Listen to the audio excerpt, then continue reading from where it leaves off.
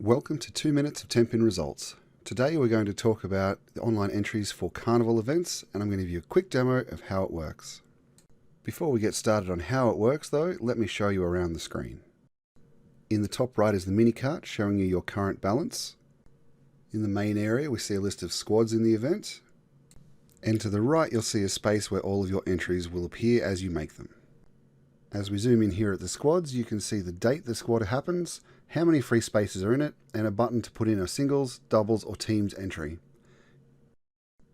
Let's go ahead and put in a new singles entry in the first squad by clicking on the singles button. On this screen we can see we can choose the entry size or type, the division it's going to be in, the bowlers that are in it, and what their squad preferences are, as well as what payment we are going to make. In the bowler box, we're going to type the name of the bowler we want, and we can hit tab or click on the magnifying glass to do a lookup and find the bowler. When we click save, we'll see the entries on the right in gold, and also the payment for the entry has gone into our mini cart. The process is exactly the same. To do a doubles, we click on the doubles button, put our bowlers in, and click save. And in this case, you'll notice that one of our bowlers is a repeat bowler from the first entry we put in, and it will tell us we are unable to do that.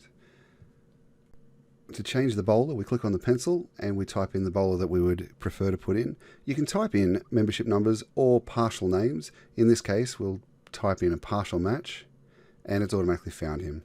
We also need to change his average because his average is not in the system anywhere. They don't participate in a LDE center.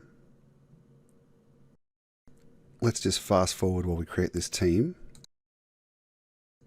Because what we typed in the bowler box was not unique, it has gone and found us a couple of options. It's presented the first few options that it thinks are most likely, including at the top, someone who is already in the event. Click on the bowler's name and click OK. To pay for your entry, it's a simple matter of clicking Pay in the mini cart in the top right and reviewing what you've got to pay for. As usual, fill in the credit card form on the left and click Submit Payment, and it will all go through automatically and you will get a receipt in your email. Lastly, if you do not wish to pay for the full entry yourself but will rather have individual bowlers paying for their own portions, you can do that by clicking on the Individuals button on this screen and then ticking which bowlers you will be paying for.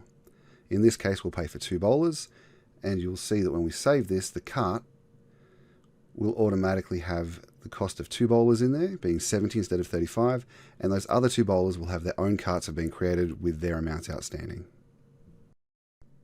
Congratulations, your entries are now complete. You will have receipts in your email, and the event organisers will be able to download your entries when next they do their download. You can change them at any time until then by coming into the same screen and editing your entries directly.